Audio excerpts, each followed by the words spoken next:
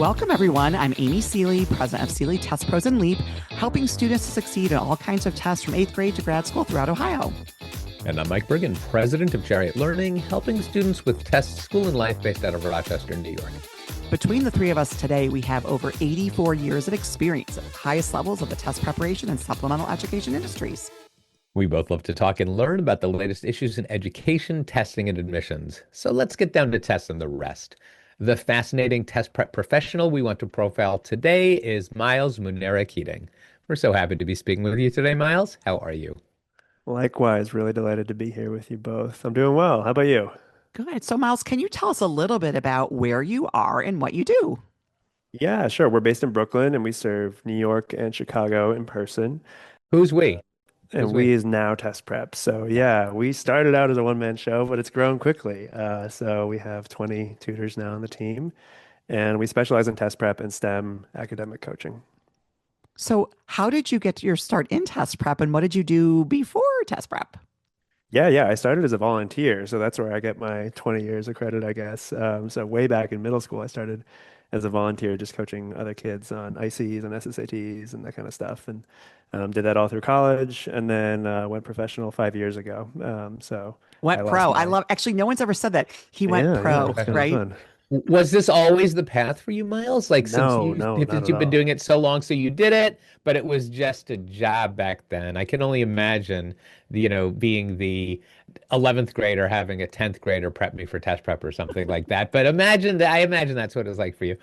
And then Yeah. you decided, you know what, that's enough. I'm going on to adult things, but Yes. that phase didn't last long. No, it really didn't. I went to Stanford and studied math and computer science, and I worked in tech at Microsoft and then startups, and I loved it. It was fun, and I was learning a lot. But then COVID hit, and all startup land imploded, and I thought I would, tutor just for a little bit to pay the bills, and was quite fortunate, I think, to start at that time. We all know it was incredibly disruptive to education too, Yes. and there were a lot of students in a lot of need, and so we just, started helping out whoever we could, and it grew from there. Bravery, starting tutoring during what I think Amy and I recognize as the worst tutoring market of our professional It was. lives. No, I will. That's The so joke, interesting. Myles, you might not know. If you ask anybody in test prep, the first quarter of 2020 was probably the best quarter they'd ever had in their business. Yeah. So it created a little bit of a buffer initially for what was to come that year. But no, yeah, I mean, it was very disruptive times in our industry for sure. Well, yeah, and then everyone went test optional for that one year. So that was the year I taught like a pod in Brooklyn and that And kind it of was stuff. And right, so that's it, right? The pod is great because even subject tutoring kind of fell out. But hmm right, if you were in a pod, if you were doing some of the things that tutors did, hmm then you managed to meet the need of the moment. And it's not like Yes. anybody's doing pods anymore, I unless you're in mean, the there homeschool maybe are. community. I certainly am Every not. It so was, often you see them, yeah, people talk about them online, but yeah, that was sort of a very COVID-esque concept, I think. But I think, totally. Miles, would you agree? I think we can all look back now and say COVID actually was really beneficial for most of us in terms of pushing the boundary of online tutoring, like really sort of clearing a path where people go, yeah, sure, we'll do online tutoring. Totally. I mean, we do the majority of our hours online still today. And Yeah. I think that that's been quite beneficial to us. And like, we don't even have a physical office. We just use that money to pay the tutors better. So I think it's been hugely beneficial for us there. It's also, I mean, this is sad, but I think it's beneficial in a way that a lot of students lost a lot of learning during a year and a half. And we are still seeing the effects of that and will for, I think, some time to come. A very long time. Yeah. So I'm sure you've seen this too. You work with a bunch of juniors or sophomores who are getting ready for the SATs, and you really got to go back years to figure out, okay, well, there's some underlying challenges here that we need to solve. We take for Yeah. granted even the foundational stuff. Those kids were little, hmm so the trickle it Totally. is continuing. So I joke with people. My youngest was starting kindergarten. She's class of Mm-hmm. 2033. So when can we say Yeah. COVID has stopped affecting education? Maybe you could start to say it with the class of 2033. She's right at the tail end. Yeah. Yeah. Now, Miles, when it comes to the test prep portion of your practice, are you entirely self-taught? Yeah, pretty much. So I mean, it depends on how you think about it. the reason I got into testing so early was I was part of the Johns Hopkins Center for Talented Youth. And You so, got a head start. Oh, wow. yeah, Yeah. exactly. I Yeah. just got a head start. And so I did a bunch of like nerdy summer camps. And I've always been a test prep nerd, basically. And this stuff is just fun for me. So I've certainly been mostly self-taught with the benefit of some lovely teachers at the Johns Hopkins programs and certainly some fantastic high school teachers. But no, I never really went through a big, test prep tutoring program where I was taught, the Princeton Review way to teach things or the Huntington way to review Yeah. things. I just really try to look at the students that are in front of me and do what works for them. I think that's typical, Amy, of the younger generation of tutors, right? Like those of us Today. Yeah. Yeah. who are painfully old We school, call us the started OGs, with one of the Miles. We're bigs, we're right? OG here. Oh Oh, no, come no, on, if give you're yourselves more credit. OG, if you're OG, you were Princeton or Kaplan. Yeah, Princeton girl here, totally. Kaplan boy over Yeah. there. Yeah. Okay. Um, if you're more millennial, Mike, you might be a Rev Prep or a varsity Or something tutor. like that. But Yeah. right, but more and more, But what more I'm saying is like recently, more and more tutors, they just did it on their own. They learned on their own or just from their experience yeah, prepping, and you didn't get as much of that apprenticeship model where you worked for Yeah. someone else. Not to say that other people aren't doing that, but it is so much more common now. But yeah, I mean, now that I'm thinking about it more detailed. So, yeah, I never worked for a place where I felt like I got one-on-one training or like a training program with a human being. But I started out on varsity tutors, like 15 bucks an oh, hour yeah, online in varsity, my 2020, son and did I too. worked Yeah, some of yeah. their programs, and then I like graduated to Crimson Education and got $30 an hour, and I was like, oh my God, I'm this is making the big amazing. bucks And now. then, yeah, exactly. And then, we've kind of graduated But the from thing that is, when a I while started in ago. 1994, I thought it was good money. Like, I mean, it was, guys, it Totally, was it is good $12. money. It was Yeah. $12 an hour from Princeton Review in 1994. Yeah. So there you go. Yeah. Isn't that like $250 an hour in Of course, yes. I know, $2026? Yeah. exactly. Yeah, Yeah. yeah. When you add So, inflation in. so Miles, tell us a little bit more about like, so what are some of your favorite aspects of working in the test prep industry? Oh, totally. Yeah. I love this question because I think it is so counterintuitive to most families that you see initially. They're like, what do you mean favorite things about this? Like, this is terrible. There's nothing good about this. But I totally disagree. I think that standardized testing can be wonderful when it's done well. And the reason for that is that it's very objective. So you see the progress that you're making every week, and you can get this flywheel going of, hey, I promise you, if you put in a little bit of work this week, you are going to improve your It's scores very next week. quantifiable. And that's so exciting because you can quantify it, you can see it, and that motivates you further. So you put in more work and then you improve more, and that positive flywheel gets spinning. And that's really motivating and encouraging for students. And I think helps to actualize a growth mindset. Like I think we've all heard about this and parents have too, but it's important to have a real demonstrated example of, whoa, if I work here, I'm improving. And that's really cool. Right. Students respond to that, especially in the modern era where people are used to more immediate feedback Yes. and they're used to data-driven recreational activities, right? Hmm. Hmm. You gamify the Yeah, process to a yeah, certain yeah. extent. And if you don't What are your see the stats in numbers Minecraft go or something up, like that? are you Yep, getting better? totally. Yeah. It Um, really is a leveling up. And I think that a lot of students, yeah, feel that. and they love that. They respond to it. So good. So what might you find frustrating or challenging about working in test prep? Sure, sure. Um, I think this happens very rarely, but every once in a while, it can be hard when, and this doesn't have to be in test prep, but it does happen sometimes more often, where the student and their parents are really not aligned, and Mm. trying to navigate that can be tricky.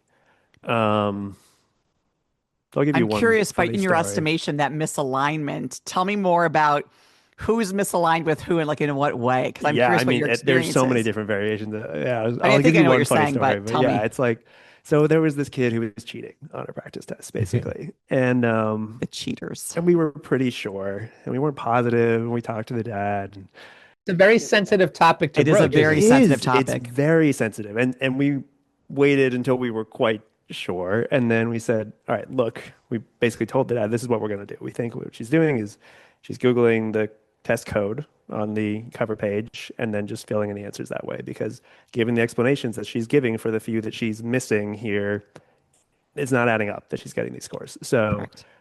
we're gonna, doctor a test. We're gonna give her a different cover sheet, so she'll Google Yes, that, and she's gonna put the wrong answers in the that's sheet. right. And sure enough, that's what happened.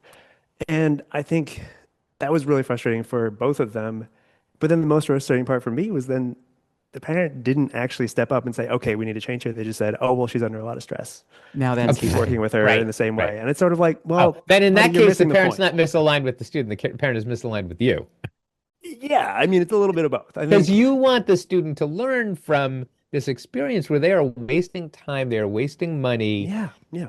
and they're not improving, Well, and they and would just get kind of so much hiding from the more, put some of challenge. that effort Yeah, into actually trying to do better on the test. totally. I Because you think that can't cheat on the actual test, and it eventually, like I've had that situation where Yeah. students were very effective in cheating, Hmm. and so it didn't come out until they took the actual no, test, that's the and if problem. the parent Some Oh parent kids no. are doesn't blow it off at that point. well, No, yeah, it's there's funny no how hiding some there. people are savvier cheaters, right? Like a low score is usually a really bad cheater because they play their hand where you're like, there's nowhere where you got this.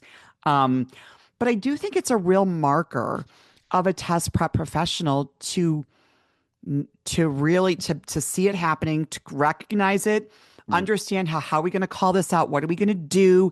Because it's a delicate thing. And I think it's a real skill as a test prep professional when you can do that. Like, because I think you've gotten there once you know it happens and you can call it out. It is a Yeah, I it's a very mean, difficult conversation sometimes I'm to very open to advice on that one. I don't know that we navigated it perfectly, but But you yeah, handled like the thing, what you did where you took a form and you put a different code on it is something a lot of your colleagues, you'd be surprised how how many people many do that? What do they call those people tests? have They had to call do them that. the what do they call them? The there's a name for those kind of tests. The Yeah, I know. They're um like decoy tests or or something. something like that, right? Yeah. Where you're like, I'm gonna decoy's good. suss it out or whatever. But actually, Yeah. my proudest moment as a parent of a test prep provider was when I listened to my own son's tutoring session, and I could tell he suspected the student was cheating, and I was like, Yeah. oh, I didn't train him on this, but he Mm. clearly understands it, right? So it's Hmm. a very Yeah. interesting skill to develop in our industry, right? Yeah. Yeah, and it's really tempting when all the answers are right there at the, quick Google, but it's just cheating the kid out of the learning at the end of the day. And like you said, you can't hide on the real day. There's no cheating on the You can't, actual right, in the exactly. SAT. And they will figure that out. The test Yeah. makers know. Hmm. When you mentioned misalignment, I thought that you were coming from the perspective that we see a lot on the college admissions side, Mm. where the parents have one school in That's what mind I and thought too. one set of goals in Oh mind, yeah, and the interesting. student has a set of goals and or a misalignment of the commitment to the program, where Right. sometimes the parents are way more committed than the Hmm. student, and sometimes vice versa. Yeah. The Yeah. student is very serious about it and the parent is not. Yeah, I do think, we run into more of the run-of-the-mill kind of like not doing the homework stuff. And there you can just have a conversation though, right? And as long as you have a parent who is involved, like we really try to work with families as a unit because the parents are hugely helpful when they can be. And it's, yeah, it is hard to sit down and do a 2-hour practice test. And that's not a fun way to spend your Saturday morning, but it is going to pay off. And that goes back to that flywheel we talked about where if the kid sees that improvement, they get that motivation and they start doing it more, I think. And the parents Okay. can help with that for the most part. That's right. And so we'll do the public service announcement. If you are the parent of a teen who is engaged in any kind of tutoring, make sure that you and your teen are aligned in terms of goals and Yeah. outcomes and Yes. levels of integrity. Level of commitment, time Yeah. you're willing to put into it for sure. And I think that's where like a professional can be helpful just in terms of having an objective third party who's a little less intimidating. Like your teen may not be the most forthcoming about like, actually, I'm not gonna get a 1600. I don't care about that. Like anything above a 1400 is fine with me. And Yeah, they might not say that to you, but they will Yeah. tell us. They'll that's tell us right. in their actions and they'll tell us in, the session as you build trust up. So, All right, Miles, now it's time for the most important question of the conversation, mhm. which of course is what is something that most of your colleagues would be Oh, surprised to yes. learn about you? Yes. I'm so glad you gave me a preview of this question because I was stumped. I'm a pretty open book. I don't know that there are many surprises about me. So I asked my wife and she gave me two ones. She gave me a fun one and a professional one. So we'll Oh, do the good. fun Give us one both. first. The fun one is that I eat the whole apple. Like Wait, there's you eat nothing You eat left the the whole but the core? apple, stem. You eat core the and The core? all. core, the whole thing. It's Whoa, what delicious. kind of You gotta, monster yeah. are you? Apparently monstrous. Apparently truly monstrous. So yeah, hopefully that's not The too shocking. core. Yeah. Oh, come on. It's good. A little extra fiber. Did your parents teach? Actually, it's kind of funny because some little kids will do that because they don't eat different, right? But then at some Nothing point, bad is someone going to No, happen no. to My, you my if you family eat it. also hates is this. They is think it's that your terrible. favorite part of the So apple, the core? not my favorite, but Good to the it's good core. enough. Yeah, yeah, yeah. And Interesting. then That is an the interesting thing to learn about you, Miles. Really don't need to follow it up with anything, but feel free. okay, there we go. Yeah, we're No, done. no, no. Go. The more, I guess, professionally oriented one is that I went to an all-male high school, to Roxbury Oh. Latin, and I think that it was actually deeply impactful for me. I loved it, and I think I'm more interested in the arts, and I did a lot more singing because of that, because there weren't Were you girls in to an a impress, cappella group? basically. I was, oh yeah, big Oh, time. it's one of my Yeah, yeah. favorite things. I love a cappella. I love, Yes, especially all male, yes. like a cappella. I love it. I love it. Yeah, Yeah, that was Yeah, good. that's no, awesome. I also went to an all-boys school. I did not sing, Hmm. but there were definite benefits to not having distractions around. Yeah, totally. Being I able went to to an all focus girls on things. school, so I can attest to not having Really? males as a distraction. Yes, Oh, I okay, all agree. three. Yeah, nice. Yes. Yeah, listeners would be surprised to know that all of us had had Single solo sex Some single gender education. sex ed. secondary Yeah, okay, yeah. experiences. Yeah. Interesting. Yeah, It's what made me like, the woman that I am today, right, Mike? that's, I mean, one of many things, I think. All right. Miles, we could absolutely talk about you all day, but unfortunately, we are out of time. Thank you so much for joining us. Oh, of course. This was really fun. Thank you for making the time for me. If listeners would like to get in touch with you, what's the best way for them to do that? Sure. Best way is my email, just Myles, Myles at nowtestprep.com. Or there's also a contact form on our website, just at nowtestprep.com/contact. Awesome. We hope you enjoyed this discussion as much as we did. Be sure to join us for another fascinating topic and guest on the next Tests and the Rest. Did you enjoy this episode as much as we did? Find expanded links and more for this and all of our episodes at our show page at testsandtherest.com. While you're there, be sure to explore everything the larger TestBright site has to offer, including real, expert, unbiased answers to the toughest admissions testing questions. Of course, we'd love for you to rate, review, and subscribe to Tests and the Rest on your favorite podcast platform. If there's a topic or guest you'd like us to feature, just let us know and spread the word.